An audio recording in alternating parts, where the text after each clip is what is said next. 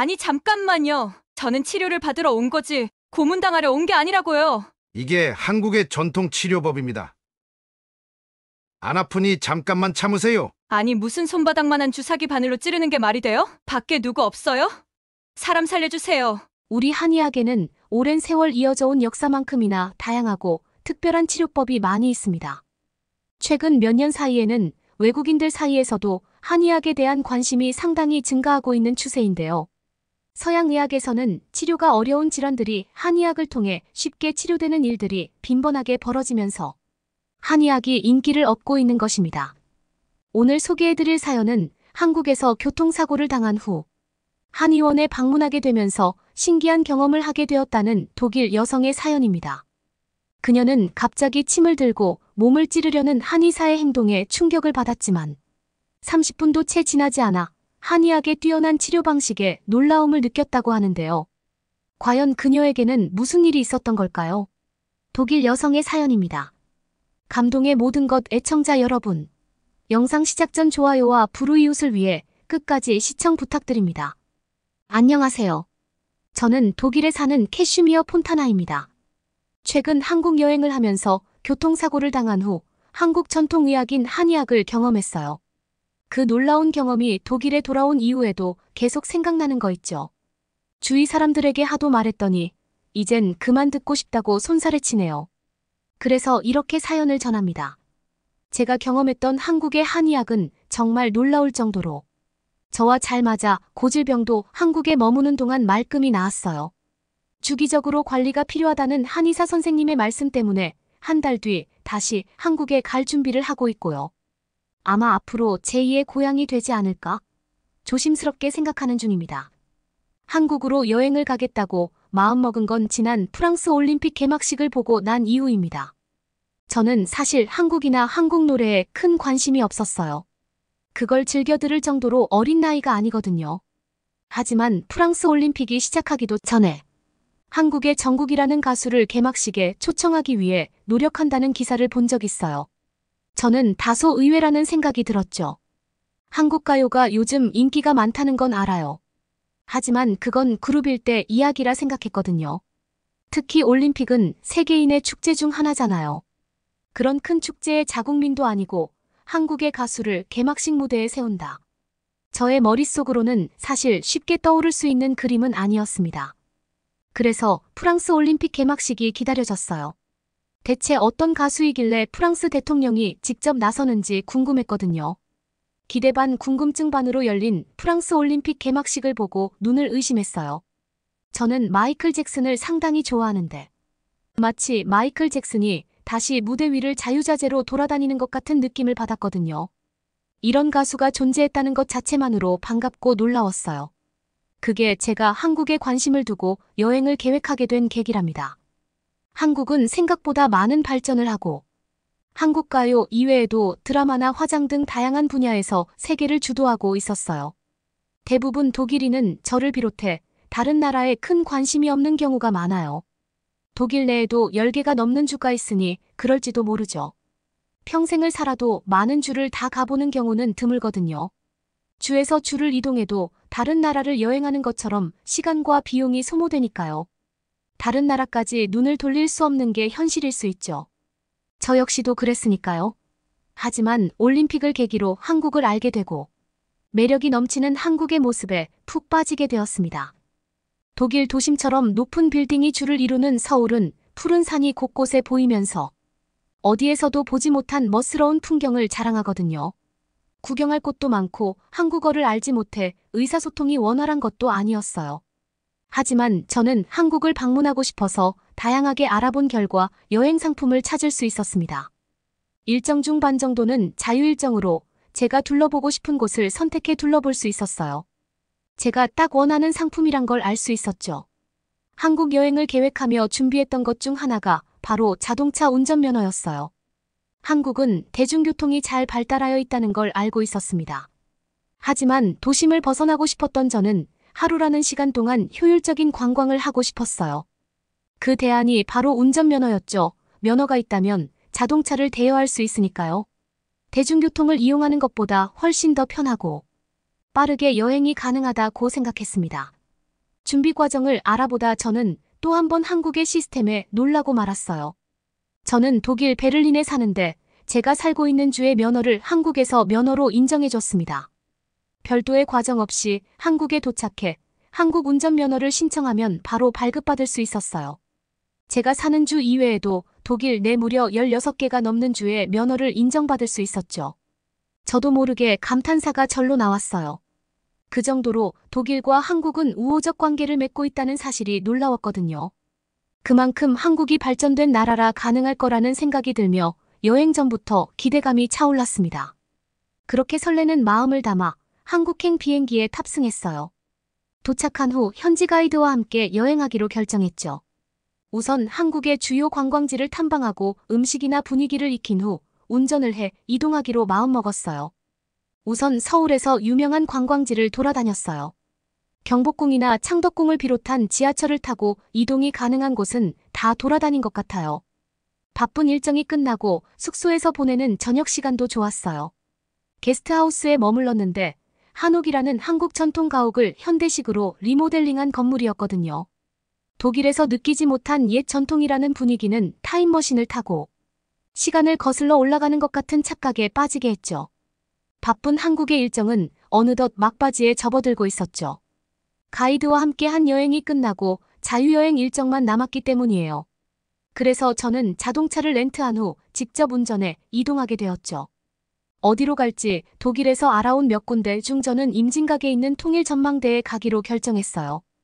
한국 가이드에게 물었는데 가는 길이 복잡하지 않고 평일 낮에 이동하면 도로가 복잡하지 않아 한국 초행길인 제가 이동하기 적합하다고 추천해줬거든요. 정말 그랬어요.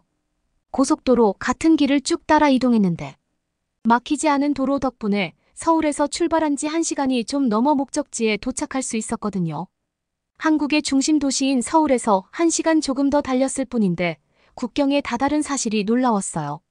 한국은 분단 국가인데 남한과 북한으로 나뉘어 있거든요. 제가 차를 끌고 갔던 곳은 남한에서 북한을 바라볼 수 있는 전망대였죠. 주변 풍경은 독일 시골과 크게 다르지 않았어요. 풀과 나무들이 즐비했고 높은 건물은 찾을 수 없었거든요. 바쁜 관광 일정 중 휴식하는 느낌을 받으며 한국이라는 곳은 구경할 데가 참 많다는 걸 알 수 있었습니다. 그렇게 통일 전망대를 구경하고 다시 서울로 돌아가기 위해 운전대를 잡았어요. 한국 가이드가 알려줬는데 3시 전에는 출발해야 막히는 걸 피할 수 있다고 전했습니다. 퇴근 시간과 맞물리면 오지도 가지도 못하는 꽉 막힌 도로에서 몇 시간 이상 머무를 수 있다며 저에게 경고했거든요. 그런 아찔한 상황을 피하고 싶었던 저는 조금 더 이른 시간에 출발했어요. 다행히 도로 위는 제가 통일 전망대를 구경 갈 때보다 차량이 늘었지만 한국 가이드가 경고했던 것처럼 꽉 막힌 상태는 아니었습니다. 잔잔한 음악을 들으며 머릿속으론 한국 시골의 풍경을 떠올리며 서울로 향하고 있었어요. 서울에 가까워질 무렵 빨간불로 바뀌는 신호등을 따라 정차선에 멈췄습니다. 그리고 이내 뒤에서 쿵 하는 소리가 들리며 차량이 부딪히는 반동을 따라 고개가 심하게 요동치며 핸들에 머리를 부딪혔어요. 뒤에서 오던 차량은 불이 바뀌는 걸 보았는데 제가 아슬아슬한 순간을 피해 직진한다고 예상했대요. 하지만 저는 안전을 생각해 멈추었고 제동거리를 고려하지 못한 채 운전했던 뒷자동차의 운전자로 인해 추돌로 이어졌습니다. 차량의 이상은 크게 없었어요. 속도를 내던 곳이 아니라 안전선 근처에서 사고가 난 만큼 정말 조금 흠집이 날 정도였거든요. 저 역시 차량 내부에 머리를 부딪혔지만 별다른 통증은 없었어요. 렌터카 업체에 전화해서 직원이 와주었고 상대편 운전자도 보험사를 불러 사고를 수습했습니다. 그리고 저는 숙소로 돌아갔습니다. 그런데 사고가 발생한 다음 날 아침 일어났는데 손끝에서 저릿한 느낌을 받았어요. 추돌의 순간엔 별다른 증세가 없었는데 갑자기 발생에 놀랐죠. 숙소 근처 정형외과로 가서 엑스레이 촬영을 했어요. 별다른 이상한 점을 발견하지 못했지만 통증을 느끼고 불편함을 호소하니 물리치료를 받는 게 좋다는 의사 말을 따라 3일 정도 매일 물리치료를 받았습니다. 하지만 별다른 차도를 느끼지 못했어요. 보름 정도 예상하고 한국 여행을 왔는데 도중에 독일로 돌아가는 게 나을 것 같았습니다. 아무래도 한국은 제가 사는 나라가 아니라 의료 시스템도 모르고 혹시 모를 이상 증상들이 나와 건강을 위협할 수 있으니까요. 출국 준비를 하고 있는데 한국인 가이드에게 연락이 왔어요. 남은 여행 일정을 잘 보내고 있는지에 대한 궁금증으로 안부 전화를 했다고 말했죠. 저는 반가움과 아쉬움이 섞인 목소리로 급하게 독일로 되돌아가고 싶다고 말했어요. 깜짝 놀란 한국인 가이드는 무슨 일이 생겼냐고 물어왔고, 저는 제가 겪었던 교통사고 순간에 대해 설명했습니다. 그리고 한국 병원에서 진료받았지만 별다른 차도가 없어 독일로 급하게 되돌아가고 싶다는 상황도 전했죠. 하루라도 빨리 독일에 가서 치료받고 싶은데 사고를 냈던 운전자와 아직 합의하지 못해서 떠나지 못하고 있다고 말했습니다. 제 말을 들은 한국인 가이드는 교통사고를 겪으면 정형외과보다 한의원이 더 잘 맞는다며 저에게 잠깐 만나자고 했어요. 자신이 다니는 한의원이 있는데 한의사가 실력이 좋다는 말도 덧붙였죠. 저는 괜찮다고 말했지만 한국인 가이드는 완강했어요. 또 다른 경험을 한다. 생각하면 한 번은 가봐도 괜찮다며 저를 설득했죠. 생각해보면 맞는 말 같았어요. 체험이라고 생각하면 한국에만 있다는 한의원도 가볼 수 있었거든요. 그렇게 한국인 가이드를 만나 한의원에 도착했어요. 한의사는 약간의 영어를 할 수 있었지만 다행히 한국인 가이드 덕분에 저희 건강 상태를 더 자세히 설명할 수 있었죠. 한의사는 교통사고에만 집중하지 않았어요. 평소 저의 건강 상태나 그 순간 충격을 받았던 부위, 그리고 이후 어떤 대처를 했는지에 대해 상세하게 물어왔죠. 저는 사실 당혹스러웠어요. 불편해서 갔는데 그 부위에 대한 검사보다 전체적인 제 건강 상태를 확인한다는 느낌을 받았거든요. 그래서 속으로는 불쾌한 느낌도 받았습니다. 한국인 가이드가 잘한다는 소개로 함께 왔는데 왠지 모르게 속는다는 기분이 들었거든요. 왠지 여러 가지를 복합적으로 들먹이며 없던 병도 있다고 말할 것 같았어요. 그런 의심이 들었던 건 엑스레이 같은 정밀 검사를 시행하는 게 아니었거든요.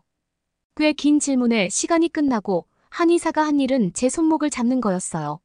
손목에서 맥박이 뛰는 걸 확인하더니 이내 무슨 문제가 있는지 알겠다며 컴퓨터에 저에 대한 사항을 적어 내려갔죠. 한의사 말은 그랬어요. 우선 교통사고 시 제 목뼈 주변의 근육이 놀라면서 신경을 누르고 있대요.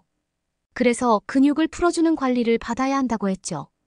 덧붙여서 평소 컴퓨터 사용을 자주 하느냐고 물으시더니 목뼈 변형이 조금 일어난 것 같다며 교정도 필요하댔어요. 그리고 평소 제가 불편하다고 말했던 증상들은 제 몸 안에 죽은 핏덩어리가 있기 때문이래요. 잘 풀어지지 않아서 다양하게 영향을 끼칠 수 있다며 한약도 먹어야 한다 했죠. 전 무슨 말을 하는지 다 이해할 수 없었어요.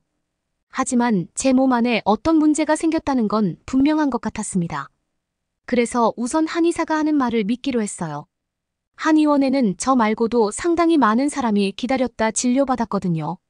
꽤 실력이 있는 의사라는 생각에 저 역시 일단은 치료받는 게 좋다고 생각했습니다. 긴 진료가 끝나고 물리치료실에 들어갔어요. 그때만 해도 정형외과와 크게 다르지 않다고 생각했죠. 그런데 아니었습니다. 조금 전 제 진료를 보았던 한의사가 저에게 오더니 날카로운 바늘 같은 것으로 저를 찌르려고 했어요. 저는 깜짝 놀라 안 된다고 소리쳤어요. 그런데 한의사 선생님은 괜찮으니까 편안하게 있으라고 했죠. 그러더니 목을 비롯한 어깨 주위에 가늘고 긴 바늘 같은 걸 살짝 찔러 넣었어요. 한의학에서 침이라고 부르는 의료기구였는데 막혀있는 혈자리를 뚫어주고 긴장된 근육을 풀어주는 데 도움 준대요. 이걸 한국에서는 침을 맞는다고 하더라고요. 침을 맞을 때 크게 아픈 건 아닌데 온몸에 힘이 들어가며 긴장감이 생기는 건 어쩔 수 없었어요. 저는 속으로 생각했죠. 긴장을 풀어준다고 맞는 건데 오히려 긴장하고 있잖아라고 말이에요. 그리고 추나요법도 받았어요.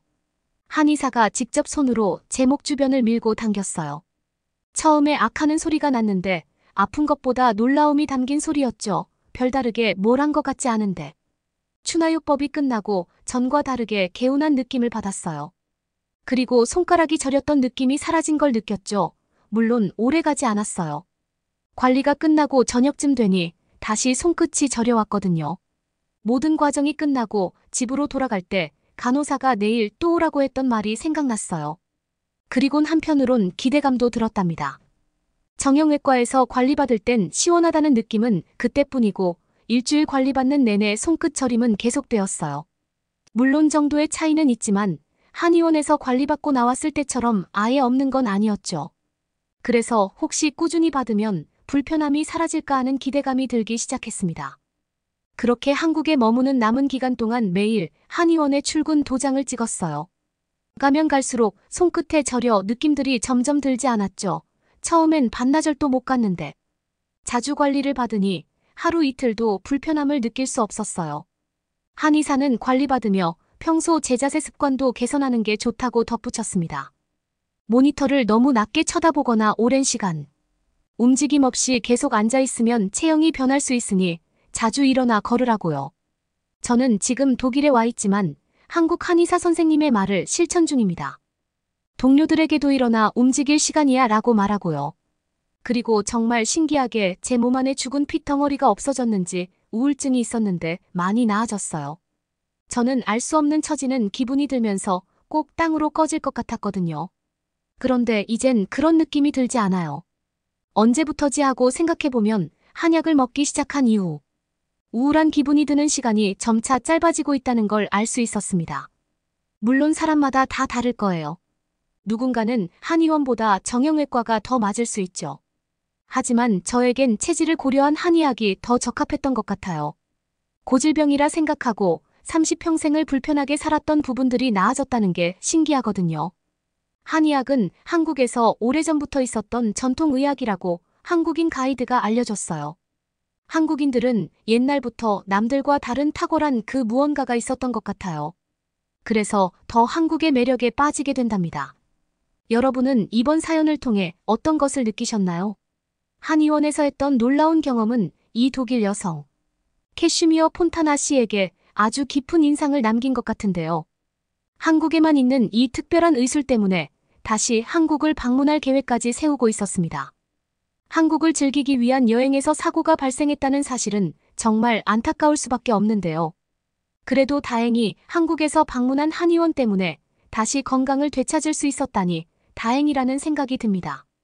다음에 한국에 방문했을 때는 사고가 없이 안전하고 즐거운 여행을 하고 돌아갔으면 좋겠네요. 그러면 더욱 감동적인 다음 사연으로 넘어가겠습니다. 부천의 어느 삼겹살집 울상이 된 얼굴로 삼겹살을 입안에 집어넣는 외국인의 표정이 급작스레 일그러집니다. 지금 장난치느냐며 외국인 동료의 얼굴에 삼겹살을 퇴했습니다. 동료는 진짜 미쳤냐며 주먹을 들고 얼굴을 때리려 합니다. 이들에게는 대체 무슨 일이 있었던 것일까요? 안녕하세요. 저는 네덜란드의 카레이서 주피터 페레이라입니다. 많은 사람들이 제가 무슨 일을 하는지 이야기를 듣고 나면 대체로 놀라곤 하는데요. 경기 중에 차가 폭발하거나 위험한 일이 발생하면 대체 어떻게 되느냐고 걱정을 하면서 말이죠. 어떻게 되긴 뭘 어떻게 돼요. 죽는 것보다 더한 일이 또 있겠습니까? 솔직히 카레이서라는 직장은 제가 그렇게 좋아하는 일이 아닙니다. 네덜란드에서는 비가 너무 많이 내려서 매일마다 미끄러지기 일쑤니까요. 게다가 이번에 찾아온 홍수 때문에 대회 준비가 더욱 각박하게 되어버렸습니다. 저로서는 연습을 하지 못하면서 더욱 절망에 빠질 수밖에 없었는데 팀원 중에 한 명인 피터 윌비스가 이런 제안을 하더군요. 이럴 바에는 제대로 된 카레이서를 배출하기로 유명한 한국에 한번 가보자고 말입니다. 거기는 마침 겨울이라 비도 안 온다면서 말이죠. 저는 아시아 국가에 관심이 없었고 가보고 싶은 마음도 없었지만 팀원이 그렇게 추천하니 가족에게 물어보았답니다. 가족들은 한국이라는 후진국에는 무엇하러 가냐면서 저를 뜯어말렸는데요. 그러다 가족들에게 말하기 전에 찾아본 한국 관련 영상을 보여주니 가족들은 모두 고개를 끄덕이며 이것은 후진국의 전형적인 선전이라며 북한이 광고하는 살기 좋은 나라를 보면서 그곳에 가고 싶은 마음이 드는 것은 아주 정상이라며 단호하게 가지 말라고 했습니다. 저는 항공사의 승무원인 어머니 친구 중 한 분에게 또다시 물었습니다. 그 승무원 역시 아시아 국가는 너나 할 것 없이 비행기에서 큰 소리로 떠들고 기내에 쓰레기를 아무데나 버려서 매번 화가 치민다고 엉뚱한 소리나 하더라고요. 저는 한국이라는 나라가 정말로 그런지 믿을 수 없었습니다. 한국에 대해 찾아보면서 알게 된 K-팝과 한국의 드라마는 전혀 그런 풍경과 어우러지지 않았거든요. 저는 한국의 민낯을 다짜고짜 까발리겠다는 심정으로 비행기에 올라탔고 옆에는 처음에 한국행을 제안했던 동료가 아닌 카를로스라는 동료가 탑승하게 되었는데요. 한국행을 제안했던 피터 윌비스가 원래 같이 동행하기로 했지만 집안 사정 때문에 어쩔 수 없이 네덜란드에 잔류해야 했기에 저는 혼자 가게 되었지만 카를로스라는 동료는 혼자 가면 재미없다면서 그림자처럼 따라왔습니다. 카를로스는 제 유일한 경쟁 상대이기 때문에 대체 어떤 훈련으로 자기보다 앞설 수 있는지 걱정되어서 벤치마킹하기 위해 따라온 것 같았습니다. 처음에 인천공항에 도착했을 때 카를로스는 미친 소처럼 갑자기 날뛰면서 흥분을 감추지 못했는데요. 자기는 분명히 한국이 후진국이라고 알고 있었는데 선진국인 네덜란드의 공항보다 무지막지하게 세련된 인천공항은 실로 믿기지 않는다면서 혀를 내두르고 있었습니다. 저 역시 카를로스처럼 미친 소마냥 날뛰고 싶었지만 우리 둘 다 그래 버리면 불법 약물을 했다고 오해를 받을 소지가 있어 침착하게 반응을 보였습니다. 그렇게 정상인처럼 언행을 보이면서 인천공항에 집중하다 보니 저의 내면에는 언젠가부터 한국에 대한 무지막지한 신뢰감이 생기기 시작했습니다. 카를로스는 너 역시 한국이 놀랍지 않냐고 계속 추궁했는데 저는 대단히 놀랐음에도 무표정하게 있다. 보니 계속해서 그런 반응을 보여줘야 될 것 같아 사실 기대 이하였다는 충격적인 발언을 하게 되었습니다. 카를로스는 저를 무시하고 이렇게 굉장하기 때문에 한국에서 카레이서가 그렇게나 배출되는 것이라며 인터넷까지 빠르니 우리는 당연히 느리게 보이면서 꼴찌할 수밖에 없다고 했습니다.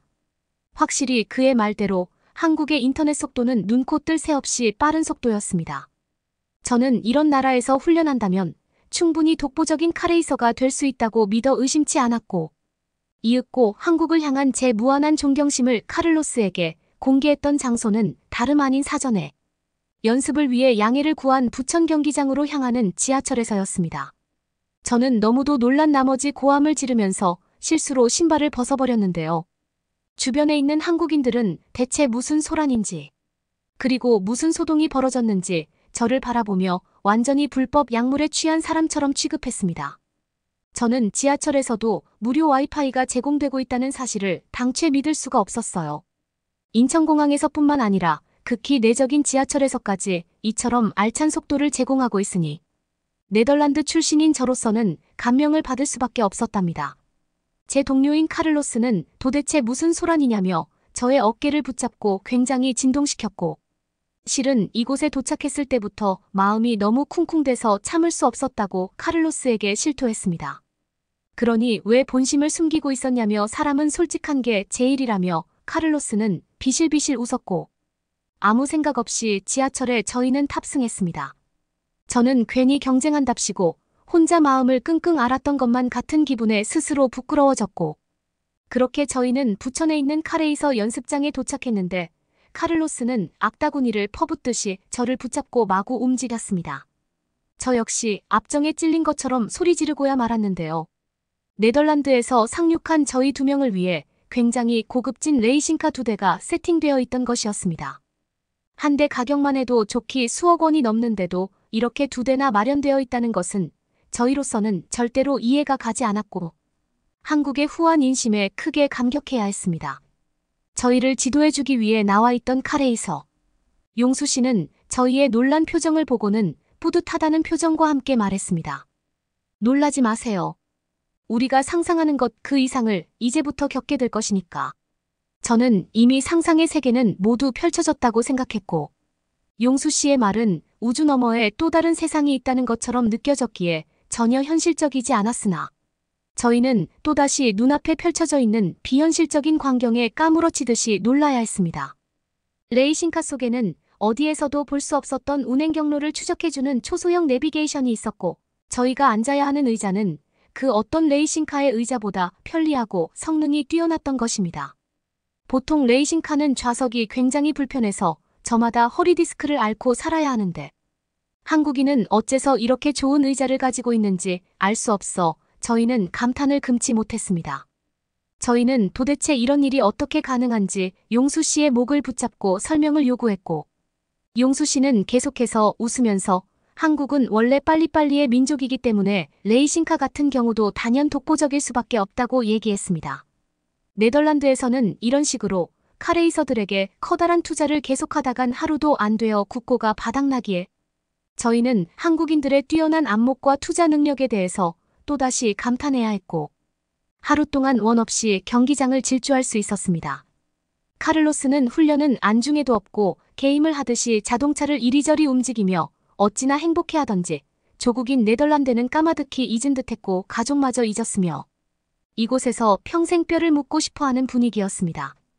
저희는 어느 순간에 이르러 크게 다투게 되었는데요. 저는 한국에 왔으니 당연히 한식을 먹어야 한다고 주장했지만 카를로스는 괜히 몸에 안 맞는 음식을 먹었다가 배탈이라도 나면 너한테 고소해야 하느냐면서 평소에 먹던 네덜란드산 연어라도 먹어야 한다고 주장했습니다. 저는 결단코 그럴 수 없다면서 그의 뺨을 한 대 쳤고 한식을 무조건 먹어야 한다고 주장했는데요.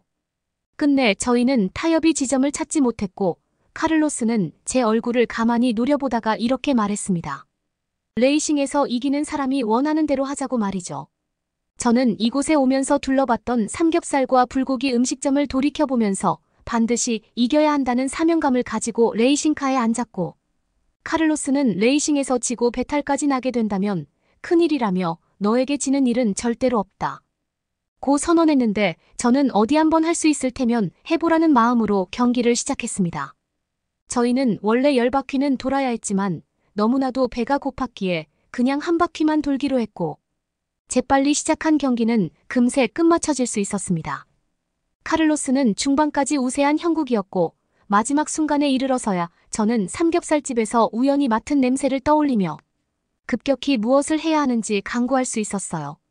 그렇게 승리의 돌파구를 마련하여 카를로스를 이길 수 있었는데 제가 마지막에 사용했던 것은 한국식 내비게이션 활용에 관한 것이었습니다. 카를로스가 승부를 요청하고 잠시 화장실에 갔다 왔을 때 그의 내비게이션을 저는 미안하지만 종료해버렸고 카를로스는 작동하지 않는 내비게이션을 확인하면서 뭐 어쩔 수 없다는 식으로 자동차에 탑승했습니다. 그렇게 해서 저만 한국의 내비게이션을 활용하여 경기를 진행했고 중반부에 이르러서야 의식이 흐려지며 내비게이션을 향한 초점이 잘 안 맞자 순간적으로 삼겹살의 냄새를 떠올리며 초점을 맞출 수 있었던 것이었습니다. 그렇게 내기에 진 카를로스는 울상이 된 채로 그림자처럼 저를 따라와 삼겹살집에 들어갔고 카를로스는 도무지 이해되지 않는다며 삼겹살을 입에 집어넣었는데요. 갑자기 그의 표정이 와르르 일그러지더니 어떻게 이럴 수 있냐면서 제 멱살을 쥐고 삼겹살을 토해냈습니다. 그러면서 저는 대체 무슨 일이냐고 물었고 카를로스는 어떻게 이렇게 맛있을 수 있냐는 말을 했기에 저는 뭐라고 말해야 할지 알 수 없어. 한참 뒤에서야 저는 그러니 내가 뭐라고 했어라고 충고했고 카를로스는 정말 놀라운 국가라면서 계속해서 삼겹살을 집어먹었고 자신이 뱉었던 바닥의 삼겹살까지 바라보다가 끝내 입속에 우겨 넣었습니다. 저는 카를로스가 삼겹살을 집어먹는 꼴을 보면서 너는 그래서 안 된다고 말했습니다. 너는 승부에서 왜 진 줄 모르니 너는 한국식 내비게이션을 사용하지 않았어. 남들이 뭘 하는지 두고 볼 필요가 있다는 거지. 너와 남들이 무엇이 다른지 한번 비교해봐. 삼겹살을 먹는 한국인들과 너의 차이점이 무엇이겠어. 너는 소금이나 쌈장을 전혀 찍어 먹지 않고 있다고. 그것은 삼겹살에 대한 예의가 아니야. 카를로스는 고개를 끄덕이며 쌈장을 살짝 찍더니 이제 됐냐면서 자신의 입에 삼겹살을 집어넣었습니다. 카를로스는 급작스레 의자에서 일어섰고 갑자기 머리를 웅크렸고 I love Korea라고 외치는 것이 아니겠습니까? 그의 갑작스러운 행동에 네덜란드였으면 서로 동영상을 찍고 난리였겠지만 한국인들은 별로 대수롭지 않다는 듯 일상적으로 벌어지는 참사라는 듯 식사를 계속했고 저는 침착한 한국인의 모습에 오히려 풀죽어야 했습니다. 식사를 마친 저희는 네덜란드를 떠올리며 어째서 한국처럼 뛰어난 식당이 우리 주변에는 없는지 의아해했고 고층 빌딩이 늘어선 우월한 광경을 느끼며 숙소의 문을 열었을 때 카를로스는 소리를 지르며 신발을 거서 던졌는데요. 저희 조국에서는 구경조차 하지 못하는 넓은 거실과 깨끗한 텔레비전과 마주쳤기 때문이었습니다. 카를로스는 모든 한국인이 이러한 굉장한 인프라를 누리며 살고 있다는 생각에 분해했고 또다시 저의 멱살을 쥐고 뒤흔들었습니다. 저는 그걸 내가 어떻게 아냐고 반박하며 나는 한국인이 아니라고 주장했고 카를로스는 이제 안 되겠다면서 한국으로 이민 갈 생각을 하며 침대에 누웠습니다. 다음 날이 되어서야 카를로스는 저에게 이민 가겠다는 말을 취소했습니다. 왜 그러냐고 제가 묻자 카를로스는 한국에 이민을 오게 되면 뛰어난 카레이서들과 경쟁하면서 밥줄이 끊긴다고 했습니다. 그의 말대로 한국의 카레이서는 세계 최고였고 네덜란드에서나마 우리는 틈새 시장을 노리고 있던 것이었습니다. 저는 자꾸만 놀라서 자빠지는 카를로스를 위해 주변에 있는 약국에 들러 청심환을 구매하여 카를로스에게 투약시켰는데요. 이렇게 놀라다가는 저 역시 심장마비로 돌아갈 것 같아서였습니다. 그렇게 저희는 한 달 동안 죽어라고 경기장에서 자동차를 몰았고 카를로스는 어느새 내비게이션을 보는 기술이 눈에 띌 정도로 향상되었습니다. 네덜란드로 돌아가는 당일 날에 우리는 서로 귓속말을 하며 한국의 기술력을 언제쯤 우리도 누릴 수 있을까? 라는 회한에 잠겼습니다. 공항으로 향하는 지하철은 역시나 처음처럼 편리했고 어떻게 지하철 하나만으로 부천에서 인천까지 갈 수 있는지 아직도 그 누구도 이해할 수 없었습니다. 네덜란드에서 일어나는 홍수가 한국에 들이닥쳐도 이곳에서는 언제나 편안하게 아무데나 갈 수 있다는 생각에 저희는 매우 놀라웠고 카를로스는 진정제를 먹었음에도 또다시 가슴이 쿵쿵대고 있는 것을 숨기지 않고 있었습니다. 비행기를 통해 네덜란드에 도착한 저희는 한국의 말도 안 되는 인프라에 대해 동료들에게 설명해 주었고 몇몇 동료들은 거짓말 치지 말라면서 손사래를 치는 반면에 또 다른 동료들은 역시 그랬구나 하면서 한국행 비행기를 예약했습니다. 저희는 그렇게 무자비하게 한국으로 이동하면 언젠가 네덜란드 카레이서들을 전부 입국 금지할 수 있다면서 조금씩 가라고 부추기는 지경까지 이르렀고 그러다가 동료 중 누군가가 한국 같은 부실한 후진국에 무엇하러 가냐고 라고 하는 말을 들으니 순간적으로 심장이 빠르게 뛰고 혈압이 상승했습니다.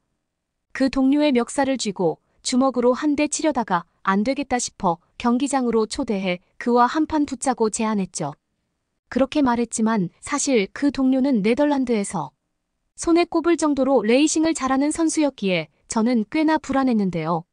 하지만 한국에서 경험한 것을 떠올리며 출발의 엑셀을 신나게 밟았습니다. 처음에는 비등비등했지만 중반부에 이르러 한국에서 배운 기술력과 함께 저는 내비게이션을 머릿속으로 떠올렸고 마지막 순간에 이르러서는 삼겹살 냄새를 떠올리며 집중력을 유지시켰습니다. 그렇게 저희는 승리를 쟁취했고 그제야 패배한 얼굴 앞에서 저는 바닥에 침을 뱉으며 너 같은 놈은 한국도 원하지 않는다며 참교육을 시켜주었습니다. 그는 패배한 사실에 너무도 분해서인지 갑자기 티셔츠를 찢었고 휴대폰을 두드리더니 이내 사라졌습니다. 한동안 네덜란드에서 그 동료가 어디에서도 보이지 않아 도대체 어디로 갔는지 다른 동료에게 추궁하니 아무래도 한국에 갔다는 소식이 정론이었습니다.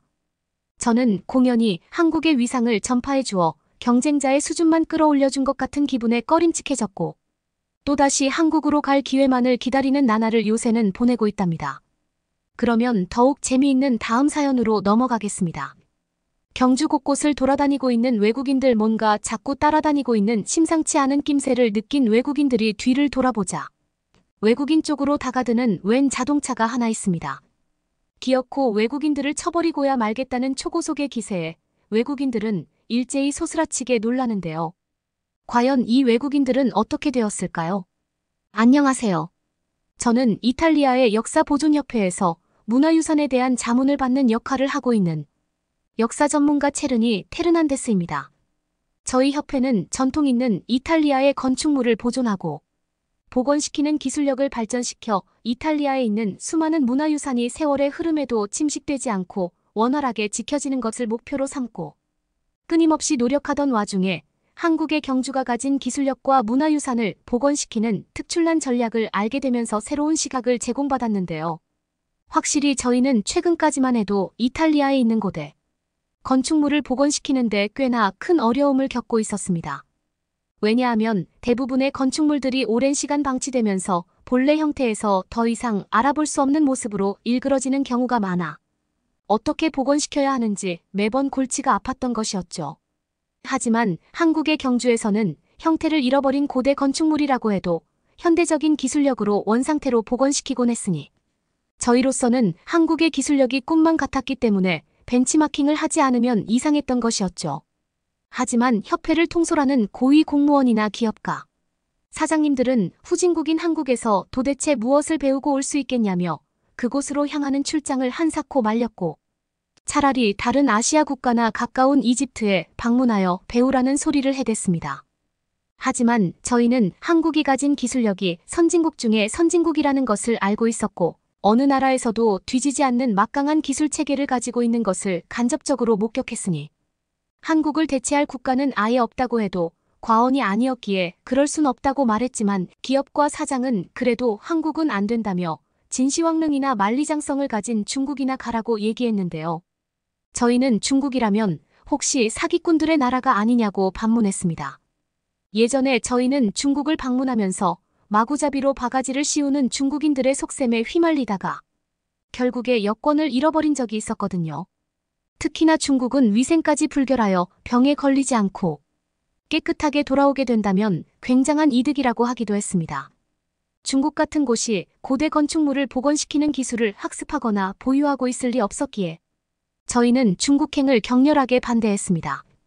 또한 저희는 한국이 복원시킨 최근 경주의 건축물을 얘기하면서 전통적인 미학을 유지하며 현대 기술을 접목시킨 어느 나라에서도 보기 힘든 복원 기술을 배우려면 우리는 경주에 가야 한다고 얘기했습니다. 경주의 기술력은 우리 이탈리아의 문화유산을 제대로 복원시키는데 큰 영감을 줄 수 있다고 덧붙였죠. 게다가 한국과 같은 독창적인 건축물을 복원시키는 능력은 존중받아야 마땅한 놀라운 기술력이라고 칭찬했습니다. 기업가 사장님들은 마지못해 저희 협회에서 추진하는 한국행을 허락했고, 이번에 한국에 가서 누구에게도 뒤처지지 않는 열정과 헌신을 꼭 보여주길 바란다고 당부했습니다. 저희는 한국행이 결정되자 눈이 뒤집어질 정도로 기뻐했고, 사실 복원 기술 말고도 한국을 관광하고 싶었던 마음도 없지 않았던 거였습니다. 뒤늦게 저희에게 승인 명령을 내린 기업가, 사장님은 세계 유일의 분단 국가에 가서 죽지 않고 돌아오길 바란다고 비아냥거렸습니다. 하지만 저희는 예전에 한국에 대해 조사하면서 세계에서 가장 안전한 국가이기 때문에 비록 휴전국이라고 해도 아무런 걱정 없이 돌아올 수 있다고 했습니다. 게다가 한국의 치안은 세계에서 둘째가라면 서러울 정도로 위상이 드높기 때문에 그럴 일은 절대 없을 거라고 얘기하기도 했죠. 저희는 한국 여행을 하기에 앞서 한국에 있는 문화유산 전문가에게 자문을 구했고, 이탈리아에 있는 노쇠한 저희들을 일깨워주는 새로운 시각을 위한 기회를 좀 마련해 달라고 부탁했습니다. 한국인 전문가는 수월하게 동의했고, 일단 한국에 오면 그때부터 자세하게 알려준다 고 얘기했습니다. 그렇게 시간이 흘러 마침내 한국행 비행기에 저희는 탑승했고 인천공항에 착륙했는데요. 처음으로 마주한 인천공항은 여러모로 새 것 같았고, 밖으로 나 있는 도로와 도보도 흠잡을 데 없이 깨끗했습니다. 또한 도로 표지판이나 노면 역시 빛바랜 곳이 전혀 없이 깔끔한 형태를 자랑하고 있었기에 저희는 이탈리아인으로서 너무나도 훌륭한 보존 방식을 한국이 어떻게 가지고 있을 수 있는지 생각하면서 열심히 답답해해야 했답니다. 어디를 둘러봐도 한국은 마치 방부제를 머금은 듯이 모든 것이 깨끗했고 갓 태어난 것처럼 아픈 곳이 안 보였습니다. 게다가 보도와 자전거 도로가 완벽하게 구분되어 있는 것은 굉장히 인상 깊은 시스템이었고, 먼지 쌓인 곳이 하나도 없는 가드레일마저 저희를 놀랍게 했습니다. 오래된 구조물 천지인 이탈리아에 있는 사람들 대부분은 멀리 있는 이곳 한국을 후진국으로 취급하고 있었지만, 이렇게 직접적으로 경험해 본다면 그 누구도 더 이상 한국을 무시할 수 없을 것이 자명했습니다. 제 옆에 있는 동료 중 한 명은 어렸을 적부터 경제적으로 풍족하게 살아왔음에도 불구하고 이와 같은 한국의 전경을 마주하고 나니 기절할 듯이 좋아했고, 돈이 없는 취약계층마저 이처럼 훌륭한 인프라를 누릴 수 있다는 것은 모세의 기적과 같다고 얘기했습니다. 저희는 이탈리아에 있는 협회에 한국에 잘 도착했다고 보고한 뒤에 죽지 않고 잘 도착했냐는 비아냥거리는 소리를 또 들어야 했는데요. 저희는 더 이상 연락하고 싶지 않아 휴대폰을 꺼놓았습니다. 그렇게 저희는 한국인 전문가와 만날 수 있었고, 누추한 한국에 와주어서 정말 감사하다는 소리를 듣고, 저희는 오히려 쓰러지기 직전인 이탈리아를 구출하기 위해 여기까지 친히 초대해주고 마중 나와주어 정말로 고맙다고 했습니다. 그렇게 도착한 곳은 최근에 복구된 전통가옥인 한옥이 있는 경주였는데요.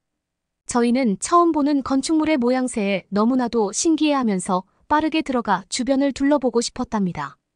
하지만 한국인 전문가께서는 역사적으로 중요한 건축물이기 때문에 보존을 위해 들어가는 것을 금지하셨기에 저희는 실망감을 감추지 못했답니다. 생각해보면 저희는 전문가로서 들어가면 안 된다는 걸 알고 있음에도 불구하고 너무나도 휘황찬란한 건축물에 의해 전문가로서 지켜야 하는 본분을 깡그리 무시해버렸던 것이었습니다. 저희는 방금의 행태가 너무나 부끄러워 한국인 전문가와 눈을 마주치기 어려워했고 우리의 전문성을 의심하는 한국인을 마주칠 수 없었답니다. 그나저나 전통가옥인 한옥은 아궁이에서 불을 떼어 집안 전체를 데우는 너무나도 과학적인 방식을 채택하고 있었는데요. 이처럼 과학적인 건축물이 최근에 지어진 한국의 건물이 아니라 몇천 년 전부터 존재해왔다는 사실은 정말로 저희를 기절하게 만드는 초특급 소식이었습니다.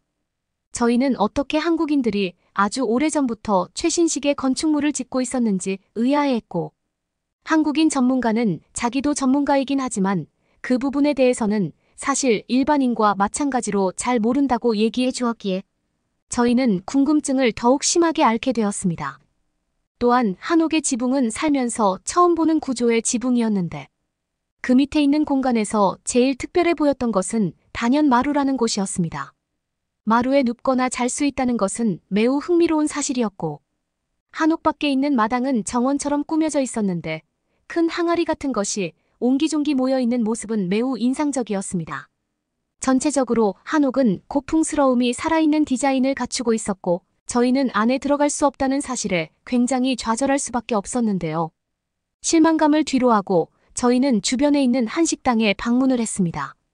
그러면서 등장하는 엄청나게 많은 가짓수의 음식에 저희는 입이 떡 벌어질 수밖에 없었는데요.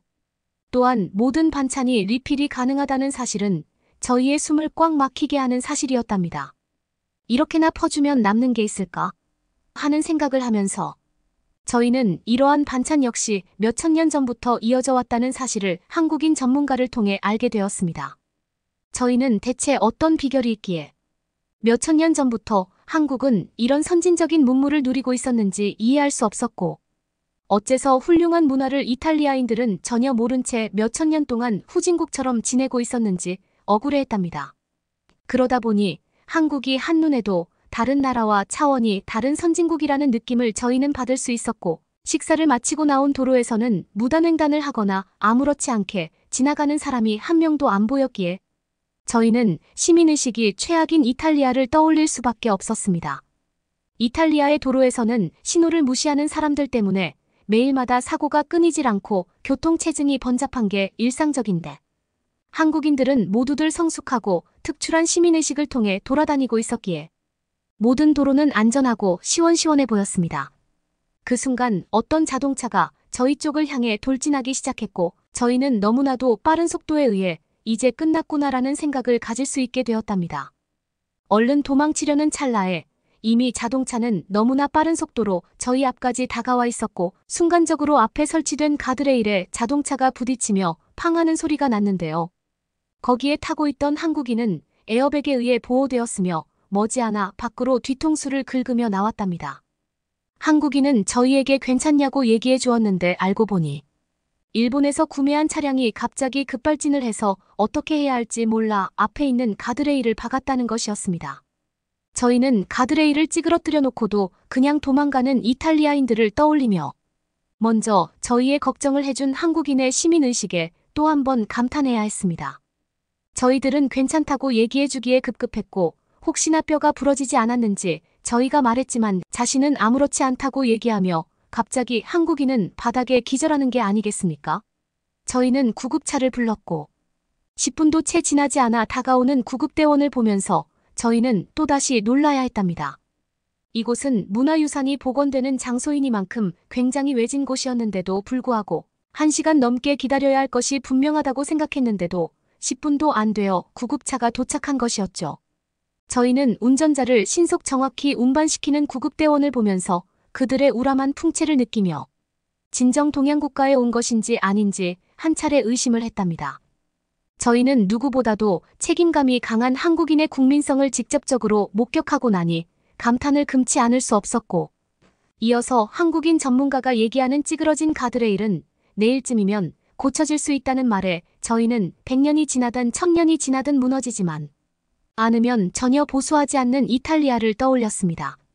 그러면서 어떻게 하루 만에 가드레일을 보수할 수 있는 것인지 한국인에게 물었더니, 한국에는 빨리빨리 문화라는 게 있어서 찌그러지거나 보수되어야 하는 부분이 있으면 그 누구도 참을 수 없어 바로바로 고쳐버린다는 믿지 못할 얘기를 해주었습니다. 저희는 이러한 선진적인 체계를 갖추고 있으니 문화유산을 복원하는 기술력도 누구도 넘볼 수 없는 수준을 구축하고 있는 것이라고 하며 한국인 전문가가 얘기해주는 건축물 복원 방식에 대해 경청했답니다. 이윽고 바라보게 된 복원된 건축물들은 굉장히 특색이 있는 개성적인 건축물인데도 불구하고 저마다 독창적인 방식이 훼손되지 않은 채 복구되어 있어 저희는 또다시 놀랄 수밖에 없었답니다. 저희는 어쩌다가 이처럼 뛰어난 복원력을 한국이 갖추게 되었는지 전문가에게 물어보았고, 과학기술이 발전되어 있다 보니 자연스럽게 부차적인 것도 발달할 수밖에 없다는 한국인의 말을 듣고 저희는 끔찍하게 놀라면서 저희와 다르게 평온한 마음을 가지고 있는 한국인 전문가를 보며 각박한 이탈리아를 떠올렸습니다. 복원 기술에 대해 수많은 학습을 끝낸 저희는 어느새 서울로 이동하여 한강을 보며 커피도 마시고 음식도 먹었습니다. 채식주의자인 동료는 저희가 먹고 있는 치킨과 맥주를 가만히 훔쳐보기만 했고, 저희는 그렇게 맛있지 않다면서 저의 동료를 달래주었지만 솔직히 입안에서 녹는 치킨과 보글거리는 맥주의 거품에 기쁨이 전혀 없다고 얘기하면서 맛없다고 말하는 것은 양심을 팔아먹는 지름길로 향하는 느낌이 물씬 드는 것이었습니다. 저희가 다시 놀라게 되었던 장소는 한국의 가로등을 바라보는 시점에 있었는데요. 늦은 시각임에도 불구하고 저러한 가로등이 있는 경우는 이탈리아에서 발달된 도심이 아니면 거의 없었기에 이렇게 늦은 시각임에도 주위를 밝히는 가로등을 보면 이탈리아인으로서 놀랄 수밖에 없는 것이었습니다. 저희는 화려한 야경에 뒤덮여 있는 경복궁의 자태를 끝끝내 확인할 수 있었고, 도심 한복판에서 이처럼 복잡하고 아름다운 건축물이 떡하니 우뚝 서 있다는 것은 매우 신기한 일이었습니다. 이탈리아에도 문화재가 많이 있지만 외곽 지역에 설치되어 있어 도로의 관리조차 쉽지 않아 구경하러 가는 것부터가 어렵고 내부의 분위기는 더러운 것이 당연한 것인데, 한국에서는 어째선지 누구나 아름다운 문화유산을 도심 지역 한복판에서 관광할 수 있었습니다. 저희는 진정 선진국에 방문해 있다는 것을 직감할 수 있었으며 무언가에 홀린 듯이 경복궁으로 향했는데요. 그 안에는 안전장치와 소화시설이 빼곡하게 설치되어 있었고 전혀 미관을 해치지 않고 있으면서 사용 방법에 대하여 역시 세세하게 적혀 있었기에 한국은 보이는 것에만 충실할 뿐 아니라 속으로도 알찬 선진국이라는 생각에 이탈리아인으로서 저희는 감동을 받아야 했고, 문화재 보존하는 직업을 가진 저희는 존경하는 눈빛을 보내야 했습니다. 이탈리아에도 이러한 한국의 시스템을 적용할 수 있다면 수많은 인명피해를 줄일 수 있겠다는 생각과 함께 동료에게 이것 좀 메모해 두라고 얘기했습니다. 왜냐하면 저희는 손에 들려있는 한식을 먹는데 집중해야 했고, 채식주의자인 동료는 전혀 먹을 것을 들고 있지 않았기 때문이었어요. 그러나 동료는 너무나 볼 게 많은 한국 때문에 그럴 시간이 없다고 얘기했고, 저희는 갑자기 이런 생각이 들었습니다. 한국에 괜히 왔다는 생각이었습니다. 이러한 특출난 서비스를 전혀 몰랐다면 이탈리아에서 행복하게 살았을 텐데, 갑자기 한국을 알게 되었으니 이탈리아를 개선시키든가 아예 버리고 한국으로 떠나든가 라는 이지선다의 불편한 선택지를 직면하게 된 것이었습니다. 그러다가 저희는 빠른 시일 내로 이탈리아를 떠나 한국에 이민 와야겠다는 생각을 할 수 있었고, 그렇게 도착한 숙소에서 저희는 그제야 한숨을 돌릴 수 있었습니다. 더 이상 한국과 이탈리아를 비교하지 않을 수 있기 때문이었습니다. 심적인 여유를 가지게 된 저희는 채식주의자 동료가 아직도 밥을 먹지 못했다는 사실을 그제야 깨달았고, 벌써 2시간이 지났지만 너무나 늦은 시각이라 모든 식당에 문이 닫혀 있다는 것은 불보듯 뻔한 사실이었습니다. 그러나 동료는 음식을 배달할 수 있는 한국의 시스템을 자신이 발견했다면서 저희에게 다가왔는데, 너무나 당황한 저희는 동료의 어깨를 부여잡고 지금 시간이 몇 시인데 음식 배달이 말이 되냐고 절대로 돈을 주지 말라고 닥달을 했습니다. 왜냐하면 이탈리아에서는 그렇게 늦은 시각이 아니라 대낮이라고 해도 음식 배달이 거의 불가능했던 것이었습니다. 가능하다고 해도 거의 맛없는 경우가 대부분이라서 차라리 안 시키는 게 음식을 시키는 것보다 더 나았던 것이었습니다. 그러나 동료는 이미 음식을 주문했다고 얘기했고 실제로 10분도 채 지나지 않아 음식이 도착했습니다. 동료는 한국의 라면이라는 음식을 씹으면서 기분 좋은 표정을 보여주었고 전례 없는 해맑은 표정에 너도 나도 황당해하며 라면을 바라보다 한 움큼 집어먹은 저희는 이렇게 맛있는 음식은 세상에서 처음 먹어본다며 저마다 칭찬을 아끼지 않았습니다. 저는 어렸을 적에 처음으로 콜라를 마셨던 순간을 떠올렸고 그 당시부터 한국에서 살았다면 정말 기분 좋고 행복했을 거라는 생각과 함께 눈물을 흘렸습니다. 그렇게 저희는 이탈리아에서는 절대로 느낄 수 없는 풍족한 감정이 만연한 한국을 보면서 이곳으로 하루빨리 이민 오고 싶다는 마음을 자연스레 가지게 되었답니다. 한국은 모든 것이 빠른 속도로 복구되고 있음에도 무엇 하나 소홀히 관리하지 않고 정비하고 있었기에 저희는 무책임한 이탈리아가 부끄러워졌고 어째서 이런 시스템이 가능한지 의문을 가질 수밖에 없었습니다. 일주일이 넘도록 한국에서 지내면서 저희는 이탈리아가 가지지 못하는 수많은 빼어난 기술력과 더불어 한국이 가진 특출한 시민의식을 지켜보며 이탈리아가 가지지 못한 노하우까지 섭렵하게 되었지만 후진국인 이탈리아가 이 모든 것을 제대로 흡수하기까지 얼마나 걸릴지 이해할 수 없었습니다. 이익과 신뢰만 추구하는 저희 이탈리아를 떠올리며 한국을 따라잡기란 몇천 년이 지나도 불가능하다는 생각을 가지게 되면서 하루빨리 한국에 이민을 와서 지긋지긋한 이탈리아를 떠나야겠다는 생각을 가지게 되었답니다. 여러분은 어떻게 보셨나요? 응원과 격려의 한마디씩을 댓글로 남겨주시기 바랍니다. 사연자분들에게 전달해드리겠습니다. 실제 사연 제보를 받고 있습니다. 채택되신 분께는 작은 선물도 보내드리고 있습니다. 저희의 사연이 여러분의 하루에 작은 힘이 될 수 있었으면 좋겠습니다. 감동적인 사연을 주변 분들과 이야기 나눠보세요. 더욱더 좋은 영상으로 다시 찾아뵙겠습니다.